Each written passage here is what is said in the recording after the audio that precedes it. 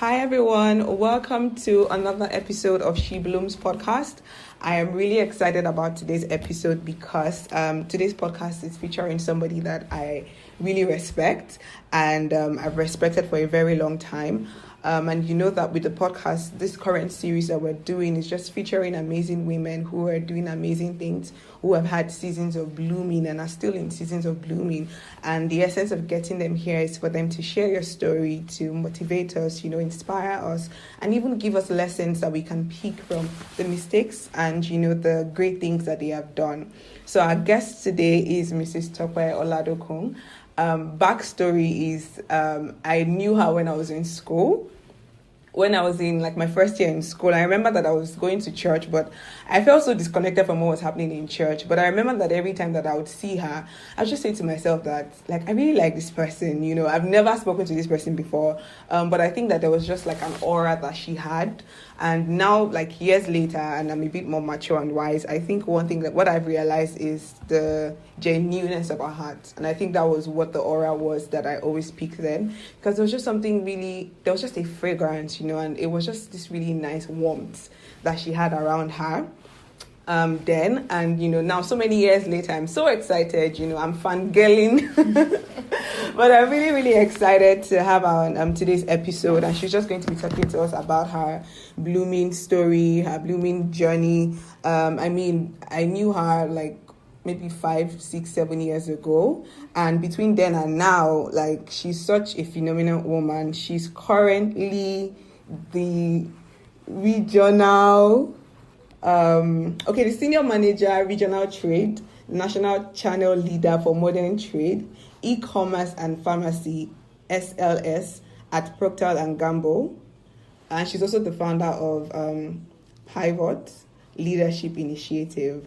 So we have, Mrs. Tope Oladokun with us today. Woo, woo, woo. Thank you so much for doing this. It really means a lot because there's so many people that listen to the podcast. There's so many feedback that we've gotten in the previous episodes about how just what we share here really transformed their lives. And, if there's anything I understand is the power of storytelling. I know how just listening to people's story have changed my life and, changed the life of many other people. Thank you so much. So we want to meet you. I know I already shared your name and what you currently do, but of course there's a lot more to you than that. So can you introduce us to your world? Who are you? Let's just get to know you a bit more better. Thank you so much, Lady Ro, for having me on this series. Before I introduce myself, I also remember the first time you actually walked up to me. I remember that day. And just walked up and said, "Oh yeah, hello. I like you." Something like that. I can't remember the exact. I did. I'm telling you. My name is this. I like what you do because I used to run a fashion initiative at the time. Yes. You mentioned it, and it was so cool. And then several years down the line, almost 6, 7. We're doing this. So awesome. Aww. So I am Temitope Oladokun. I'm a Christian who loves Jesus and always at his service. I'm a wife, a career professional, an author, and a productivity coach. I also run a transformational initiative called Arts and Lips and a leadership initiative called Pivot, just like Lady Rose mentioned. I really love to design tools that enhance productivity, and I am also a fitness enthusiast. Wow. So my passion revolves around productivity, people's and system development. And when I'm not doing any of these things, I enjoy reading, fitness again, dancing, singing, visiting new places. But via teleportation if that's possible, because I really don't enjoy long drives and flights. So yeah, that's that. Wow, that's amazing. I think one thing that really strikes me is the fact that there's just so much, you're definitely a multi-dimensional woman, there's the part of you having a career. I think the first thing is even the part of who you are, your identity in terms of being first a Christian, and then there's the fact that you're a wife, meaning that you have a husband to take care of. Yes. And then there's so many things that you do. I think that's really amazing. So I think the first question that I will ask, and this is unprepared, is in all of these things, what's the balance, Because I'm also multidimensional, but sometimes I struggle. Like sometimes I still talked about it today before this recording about how it's not so easy to do a lot of things, and I'm not sure that people understand that. So I know this is not in the plan, but just a quick one. What's the balance for you, or what has been the balance for you? Yeah. So I think when it comes to talking about balance, there is no formula, but there are guidelines, right? Yeah, I think for me, it's primarily being anchored. Being anchored on something that is unflinching, unchanging. And I think from there you can now begin to pour out into the other dimensions in which you function. I mean, a wife, a daughter, a sister, I'm an employee.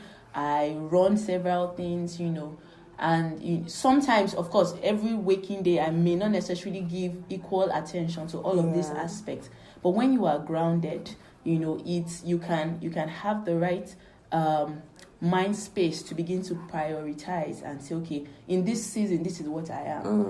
Of course, when I become a mother, because I'm well grounded and centered, I can now create space to effectively function in that area. And I like to say to myself that this is the least busy I would ever be. Yes. 5 years ago or 3 years ago, I thought I was busy, but actually now I'm more busy. Yeah. And in the next 2 years, I'm definitely going to be, way more engaged than I am. And so when you understand that, you allow yourself capacity to grow.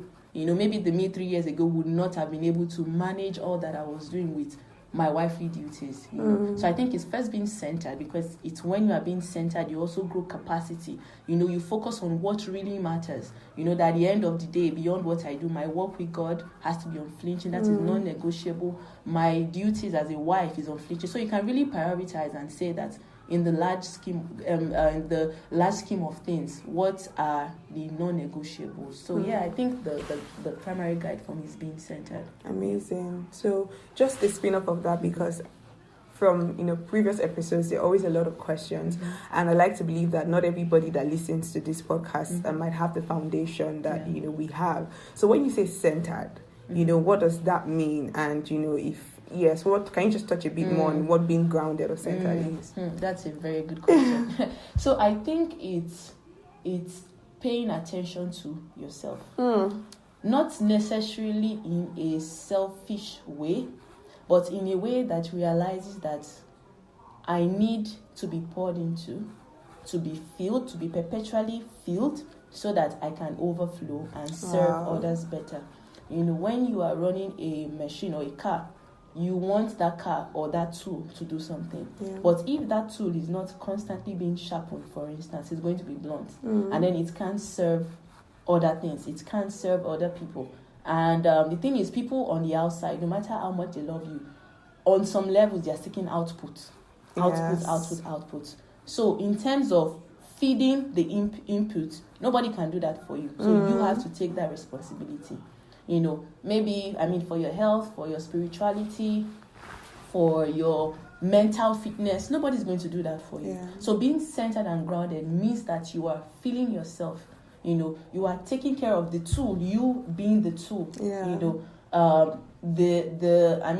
like to use the goose and the golden eggs. What we do is we work that goose to keep producing eggs and over again, and we just work that goose out. But you don't realize that you take time out to take care of that goose will perpetually keep producing. But nobody's going to take care of that goose, except that, of course, I know animals don't take care of themselves. I'm just saying, as a human being, you have to take care of yourself, not as self-preservation, but because you understand the gravity of your usefulness, the gravity of what you need to do, your assignment, your task, the different dimension with which you operate. You need to ensure that you are being refreshed, you are being rejuvenated, you are feeding yourself with the right things, you are getting yourself prepared. So living ready, basically. Living ready, taking care of yourself so that you can perpetually produce and not break down. Because we want to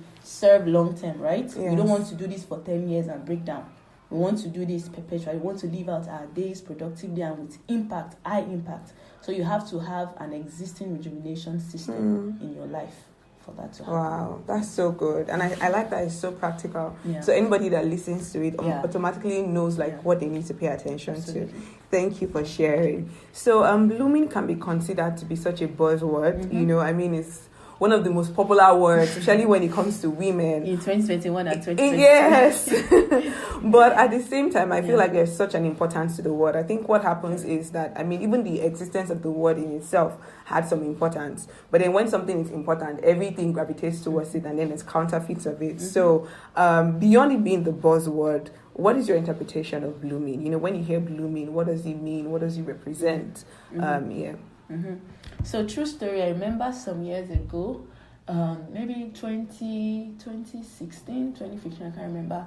Somebody was starting something and we're just thinking of names, and I brought up a name and that had blooming in it. So I don't think it's a coincidence that we're here today. But anyway, that's on a lighter note. For me, blooming basically stems from an agricultural term used for flowering plants. Which means to evolve, to grow into fullness, to bear fruits, right? So in our space as women, as people, because I believe that this content not only serve women, but serve men as well. Yes. Basically, for me, when I hear blooming or bringing it to life, for us, is basically a multifaceted and multidimensional evolution of a person across the different dimensions of their being, spiritually, mentally, physically, relationally, skill-wise, and financially. You can't bloom in one area and it's really you become your fullness, right? It has to be multifaceted. So blooming for me is all round. You can't just focus on one part. You can't be enabling your mind, growing your mind, like your mental fitness is so great, but your health is a mess, is a wreck, or you are thriving in other areas and your relationships are a wreck, or the works of your hands, your work, your career is a mess, So blooming, and I think, in the tech world, sometimes, of course, they make products. There's the alpha version, there's the beta version, and beta version is pre-launch, right? And then the launch. But most of the biggest tech products or services we use today were launched in their beta phase, right? Which means that it is being reviewed, it is being updated. Today WhatsApp will tell you update, or Google Maps will tell you update, a bug has been fixed.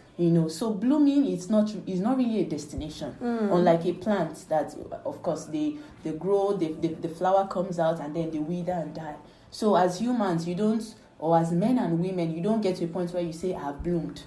I certainly I'm not done with blooming. I'm in a process of blooming, Season in, season out, you emerge into something else. You emerge into a fullness, for that season. You emerge again. So we keep emerging and emerging. And that emergence has to be multidimensional, multifaceted. Yeah. Amazing. Wow, that's really powerful. I like that it's really deep and it's really all round, because you see people that bloom in one angle and you get the accolades for that angle, and then sometimes it can deceive you to feel like, your life is perfect, but then there's just missing gaps and, loopholes. So, now you've told us what you think blooming is, but then we want to relate it to you. So can you share your blooming story? I know that you weren't always this amazing, smart, intelligent. Well, maybe you always were. But there's, like you said, there's been constant journey of reinventing yourself and evolving. So can you just share, just a bit of your blooming story with us? Yeah. So I think for me, my blooming journey started with a mindset, and that it's not something that is unique to me. Everybody I know, anybody who will ever bloom or get on the blooming path, it has to start with a mindset, because I see that any positive change on the outside always starts with an elevation of thinking. You elevate your thinking before anything changes on the outside, and that a mindset, and even right up for as long as I could remember, maybe even as a teenager or something, I always had this mindset of, if it's going to be, then it's up to me. If it's going to be, it's up to me. Sera Sera never made sense. Whatever will be, will be. So it never just made sense to me. And I just remember, because of course, I've grown, I've evolved, definitely evolved. But I think there was just something about, I just, even before I could ever articulate, I remember one time, I think I was in junior school, maybe JSS2 or JSS3, I think. An English teacher had told me to write a poem. And what would you expect like a JSS2 or JSS3 person to write? Maybe something just on the surface, something just shallow and, just cheesy.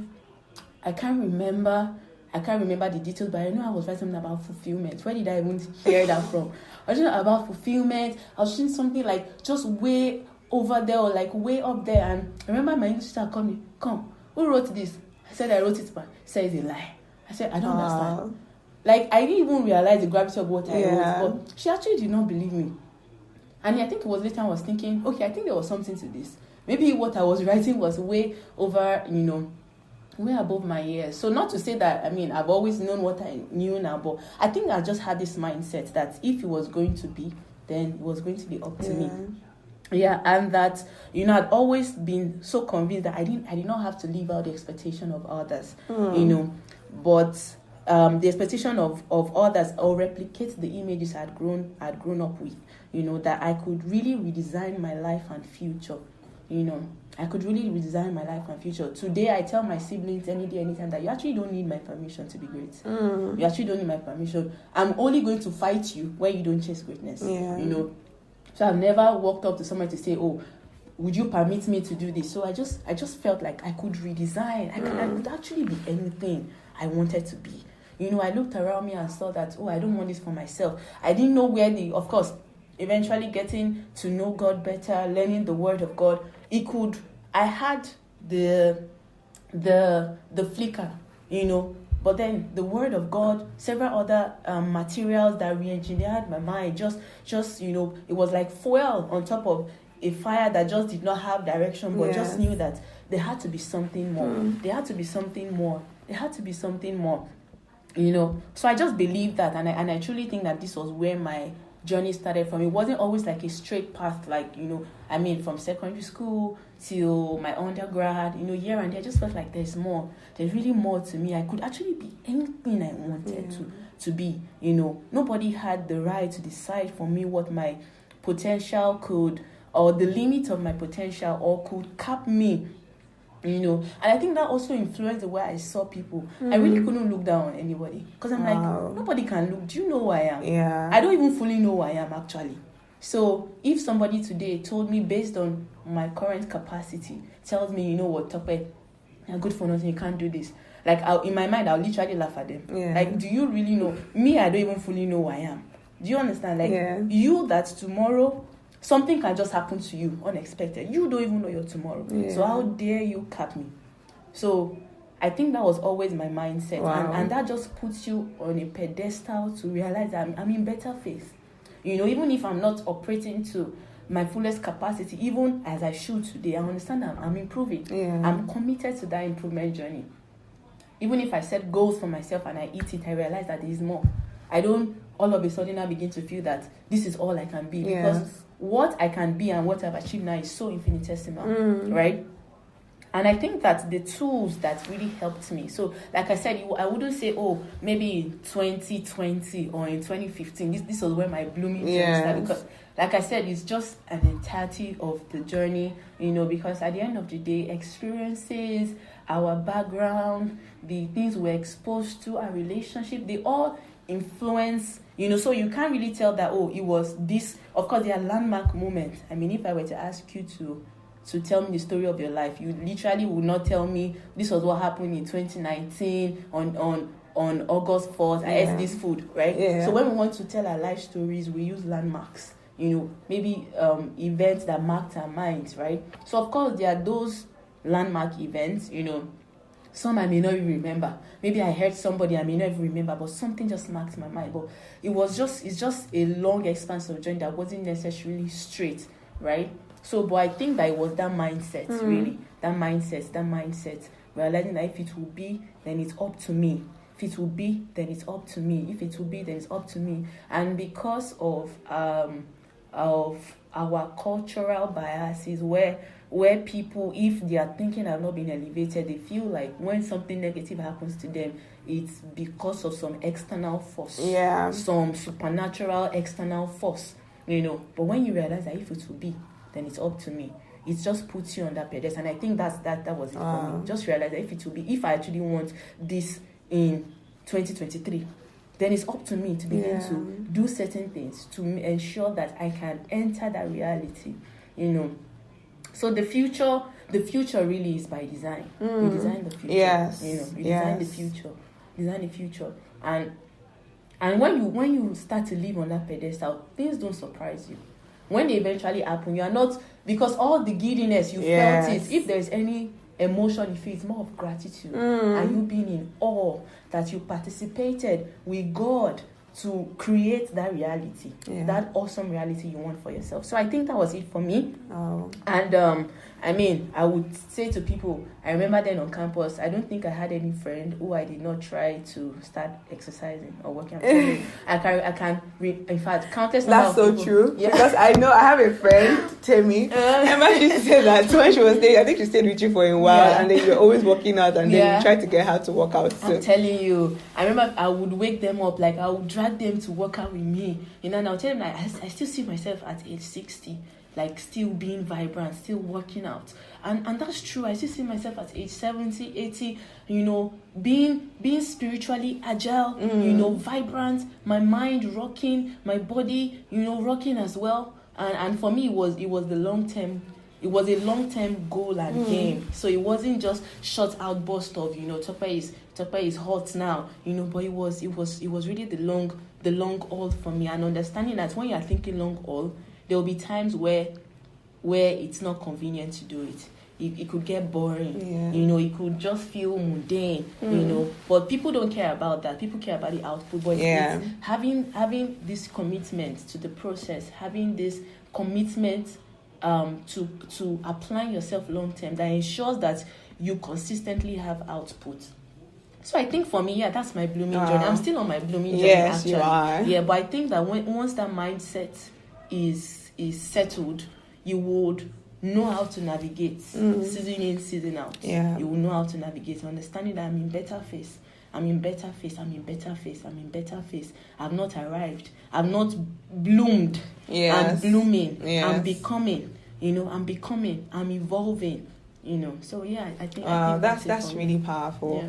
I feel like there's so many things. See, anybody that's listening to this, you can't take everything at once. Like, you have to break it down and digest it. I think an interesting thing is, even beyond just talking the talk, you're living the life. You have the results to show for it. And I think that's one thing that I want us to talk about next, which is blooming in your career and in your industry. You are a career professional, and just looking through your profile, like in about 4 years, you've done so much, gone up the ranks so fast, and we don't see a lot of that. I mean, now we're in a world that is quite receptive of women in the workspace, but at the same time, there are certain limitations and barriers that maybe not even people put, but we women put for ourselves. So as a young woman, you've done so well in the career space. You're literally blooming. Can you just share with us, how that has been, being in the industry, being in like your career, how that has worked for you? What are the key things that have gotten you to where you are right now? Yeah. Wow. So first, thank you for those kind words. Even though that's not how I see it in my mind. And when I think of myself, I don't think, wow, I've done so well for myself. I've risen so fast. Because it's my story, so I know the struggles. Yeah. I know the wins. I know the times of seeming of doubts, like things that would want to put doubts in my heart. I know what I've done to surmount them. So trust me, in my head, I don't. Those are not the words I tell myself, because like I said, I'm in better phase. Yeah. I'm in better phase. But just to answer the question, I was going to mention earlier that some of the tools that help to really re-engineer my mind, I would say the Word of God, the Word of God, quality and awesome materials, books, and communities, and relationships as well. And for me, and I'm not going to say anything flowery, like I'm not going to say anything just surface, because if I do, it will sound nice and somebody will be encouraged. But really, people have their different paths, right? Our paths are different, but like I said, there are really no formulas to these things, but just guides and pointers to ensure that you walk your walk, right? You walk your walk and become what you should become, right? So I think for me, I remember coming out of campus, and it wasn't like maybe I had one connection somewhere, one uncle somewhere, or one auntie somewhere, anybody that promised me anything. I mean, before I left school, I was just thinking that, God, okay, so what's the plan? What's the plan? And I was really, my plan after school was, I'm going to go all out into fashion. I'm telling you, like, I'm going to go all out into fashion. And I remember that, just as I was just taking time out to just ask questions, just map out what I wanted to do for myself. And I'm going to talk God a lot, because I can't tell my story without God. I can't want to sound politically correct that I say what is not. Right? You're asking me a question, right? So I'm going to tell you what it is for me. It was always that God factor. And I remember God telling me to actually not look for anything. Wow. To dedicate myself to reading. I read like crazy.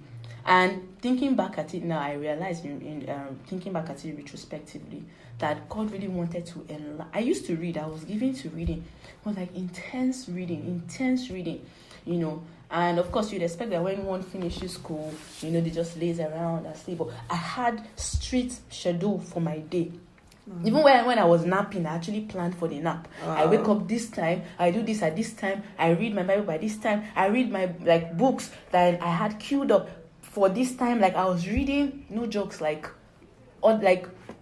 books that would re-engineer my mind for nothing less than 4-5 hours every day. So, I mean, it was easy to just eat and sleep. Even my sleep, I put it there. 1 hour, nap this time. It was so serious. And because God wanted to enlarge my mind. And I was also making plans. People would send me links, of course, when you come out of school, links would be flying around, apply for. But I would not. In fact, I think the only two I applied for, it was one, I was like, let me just apply so it won't look like. But I knew what God told me, and I was just applying for applying sake, And I remember I was writing goals I wanted for myself. You know how when maybe I'm thinking, I know I may not necessarily need a private jet now. It's easy for me to just say, oh, I'm going to get a private jet. But when you actually have need for it, when you are saying it, like, your mind will shake. Yes. Because you need to manifest it. And I would say certain things, and my heart would literally be beating, and I'm like, what is happening? These are things I used to say before. Why is my heart beating so fast? And I knew, wow, there's a problem. Because it means that my mind cannot accommodate this reality. Wow. I was writing certain amounts I wanted to start getting. I was writing, my heart was just beating. I'm like, there's a problem. And that's why if you are not focused on multidimensional improvement, you will miss out. Yeah. Right? Because, I mean, you could say, oh, yeah, I'm praying. But your mind has not caught up to that reality you are praying for. And I remember I would just write certain things, and that's power of writing, power of confession. These are the things I know that I should be working in. But why is my heart why is my mind not able to receive it? And I knew that I needed to expand my mind. And I remembered, God also instructed me to write down certain things, just key points. It wasn't so long. Of course, I had confession. Some people used to call me Mother Confessor. Yeah. I was like a contracted confession writer. And just go to stone. I was just point 10 things. I'm this. I am this. I did it for 2 weeks. 2 weeks. Every 3 hours, I can be that intense and crazy. My everybody in the house, they thought this girl is already running mad. Like every 3 hours, I had an alarm. I would say those things. In 2 weeks, I literally birthed like everything that was there. Wow. And even in that was where, I mean, my internship came in. My internship came into it, and it was the amount I wrote. Wow. Of course, looking back at it now, it's like small money, but at that day, just coming out of school, it was like, oh my God, why is my mind shaking? Like, why is my heart beating? Yeah. And then it happened. So if you ask me how did I bloom in career, it was the God factor. Yeah. It was really the God factor. Because even when I applied for internship, I was still in that phase where God had told me this, but I just felt a release too. apply, and then of course one thing led to another. I got my internship, and then of course I pivoted into another function, and then of course years and years and because it's high performance environment, sometimes you need to get your balance, you stretch, you grow, and even in your wins too, there will be some times where you're like, okay, I need to re-strategize. So you are not in a place where you are feeling like I'm a perpetual I'm just rocking. Because if you are at that phase, then it means that you've stayed too long there, you are not growing. Do you understand? So if you ask me, not like every month I feel like I'm rocking it. You get, sometimes you're like, okay, what do I need to do? I need to re-strategize. I need to do this. I need to get a mentor. I need to take this. I need to start learning this. So like I said, it's not a straight. Sometimes we think the journey is just one straight journey, just one straight ascension. No. There are some curves, there are some curveballs you need to overcome, there are some doubts that you need to overcome, there are some external lies you need to overcome, there are some internal lies. Like maybe there are some biases that I've not dealt with within myself because I've not seen a situation to reveal to me that I have those biases. Do you understand? Yes. So as we grow, begin to say, okay, I have this bias about myself. Maybe I have not really overcome this limitation in my mind because I've not had any scenario to expose it to me. So I think that's how my journey has been, really. And of course, like I said, it's a mindset thing. Once you have that mindset, it will give you the wisdom on how to do. It will give you the wisdom on how to do. To give you the wisdom at a particular phase, like I mentioned earlier, okay, get a mentor. And I think that for me was something I feel that I could have even done earlier, or paid attention to earlier. Those are, if I were to advise anybody now in any industry, whether you're an entrepreneur, career professional, whatever it is, get somebody. As an entrepreneur, there are some deals you get that because you don't have a mentor, you can actually be shortchanged. Yes. Because there's somebody ahead that knows how the industry works. Now knows that somebody would take advantage of your naivety. But because they are there, they've seen ahead, they can guide you. So everybody, you need a mentor. And of course, the wisdom to also make the most of that relationship. Sometimes you go to your mentor and you don't even have questions. You're not ready to draw from them. You're not ready to ask. I want my mentors to always be happy that I'm engaging with them. Because they are this person. Because if I'm a mentor to somebody, when I see that the person is ready, I'm more motivated to pour into that person. Because that person will make the most. The return on investment is going to be high. Do you understand? So, I think that's what my journey has been. Just having that mindset that I can be all I want to be. I can be all I want to be. I can design my future. That is why I said, even when things didn't seem like it was going to happen, the God factor, I'm like, God, I actually want this thing. And me applying myself, it just bettered it. Because if it was Sera Sera, I actually would not be here.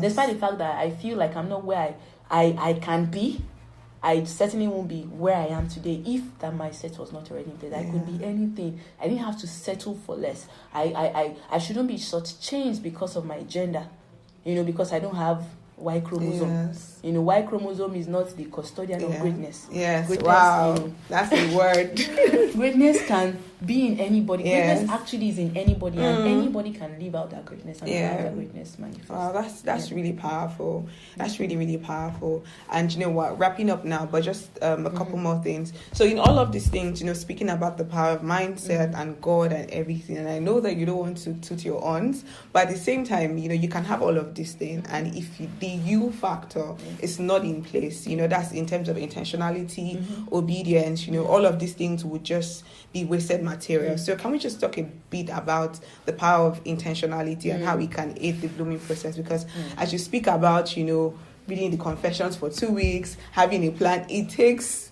a certain level of intentionality to do that. And I know that one thing that a lot of people struggle with, I think one of the greatest stealers of greatness is procrastination. So can we just touch a bit on how, because I know you're a very intentional person, so how that has helped you, and just keys that you might give to help people that are struggling with living intentionally. Okay, so before I even go into intentionality, I will not deny that some things come naturally to some people.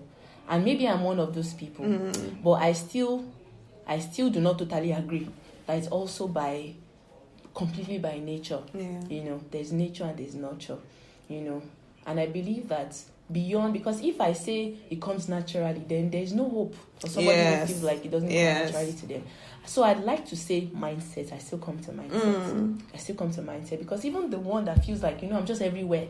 I don't.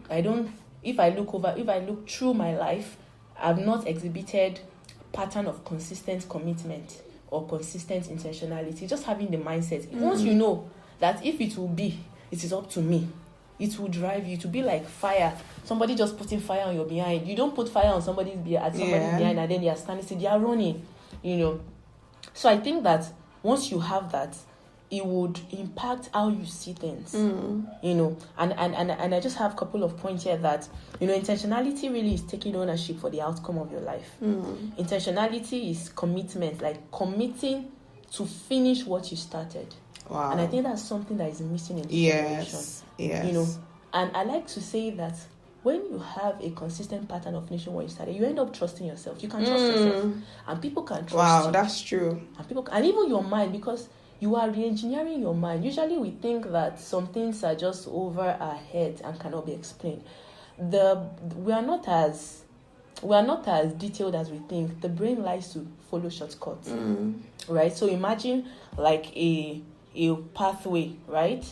A pathway that's with a groove, and then maybe a river maybe there's an overflow. There's an overflow into that area. The water will enter that groove, right? The water will naturally enter that groove. So when you are re-engineering your mind, you are creating another groove for yourself. Because in time of high pressure, your brain doesn't think rationally. It just goes by the path of least resistance, right? It just goes by the pattern, what's it called now? The pattern basically that you have consistently acted out. It just follows that pattern. So if you want to become intentional, it's not just by saying, I want to become intentional. You have to create systems that make it easy for it to be intentional. Yes. Talking about communities, maybe the reason why I didn't do certain things, of course, by God's grace as well. But imagine if you were in a community that negated everything you stood for. Your willpower is not to be wasted in such. You can use your willpower in more important things. Yes. Do you get? Yes. So that's how you create systems for your intentionality. Okay, you want to start reading. You won't just, if reading has not been part of your lifestyle or culture, you won't just pick up your book. It's a nice to do. It's good. But do you have a system for reading? Would you say, okay, you know what, my transit time or my commute time is going to be my reading time? That's a plan. That's how you are intentional with it. I've been thinking of walking. You can keep saying that for 5 years. Sure. But is your plan, as soon as I wake up, I'm going to do 5 jumping jacks, 10 push-ups, 20, whatever it is. That's a system. So intentionality is not just something that you just agree in your mind that is nice to do, or you just exert your willpower. It's stressful. That's not what your willpower is for. Your willpower is supposed to be used for creative thinking. And ensuring that you commit to finish what you started. But make it easy for yourself, that you can even put what you have aligned in your mind and put it to work. So when people look at me and say, Tope is such a consistent person, I make it easy for myself. If I consistently read, I have a system for my reading. If I consistently pray, I have a system for my praying.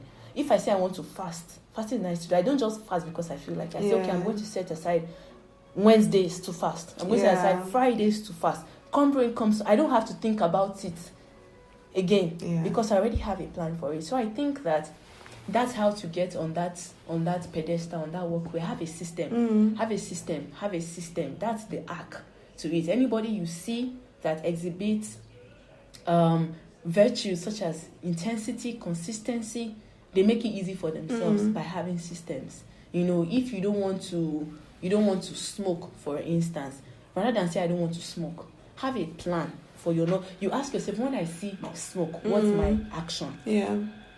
Or when I think of smoke, you have to have a plan for it, because when that thought comes to you, you already have a pattern of when it comes to you, immediately you go to buy. So you have to short circuit that pathway in your mind. Some of the things we read in the Word of God, it says renew your mind. Sometimes we think it's something just over our heads, like something that we are not participators of, but we're actually active participants of that future we want to design. You don't want to smoke again, then have a plan, right? Of course, you seek help, and that's even what they'll tell you in therapy. So when the thoughts, or maybe somebody who wants to stop biting their nails, so when the thought to bite your nails come to your mind, what do you want your response to be? Or what do you want to do? Because you want to short circuit your brain from acting in that way. So I think, that's what it is. And because for everything you want to birth, or every reality you want to live out, that time factor needs to be put in place. If you want to develop ripped body, working out is not going to cut it. You have to add the time factor, which means you do it over the course of any particular time. Or you want to increase your understanding in your industry. Just reading a magazine today is not going to work. That time factor. So I think that staying power, understanding time factor. You may not show in 1 week, in 2 weeks, but understanding that time factor has to enter whatever action you are taking to birth that reality.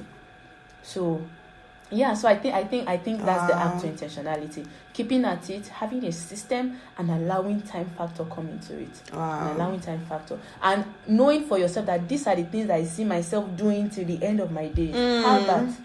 So that you don't just hear this podcast and say, you know what, I'm going to start reading. Do you see yourself reading for the next 20, 30, 40, 50 years? Because that's going to ensure that you are relevant, you keep producing. So there are some things for me that I'll miss it. I see myself doing till the end of my days. I see myself perpetually praying. I see myself giving to the things of God. I see myself reading. I see myself serving. I see myself working out. I see myself loving people. So if you don't have that, then you're not anchored. You're not anchored, and you will just be a shapeshifter through the years, because there's nothing that we can you don't have a specific form.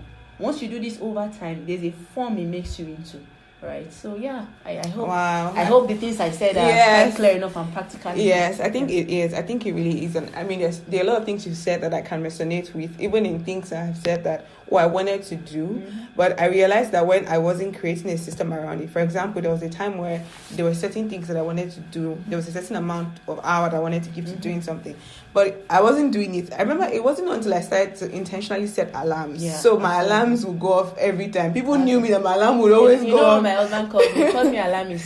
Oh my God. But I found out that that's one of the things that has really helped me and shaped my intentionality around those things. One more thing I would like to say. I used to say this a lot, that until we can afford personal assistance, your alarm, your reminder, what else again do we use? Your calendar. Let them be your personal assistants. Until you have a working, living human being that can be reminding you, set alarms. You want to pray. You're looking for somebody to wake you to pray. Set an alarm. Set a reminder. You are used to forgetting the important things in your life, like the birthday of your loved one. Set an alarm. You don't have to cram it in your head. Nobody gets an award right for that. So I think that's also something we need to leverage. So until you start, you become an high performer, somebody in high demand, which we will attain by God's grace, because we have assignments to do. And really, people will get personal assistance, not because they just feel, but because they have really a lot to do.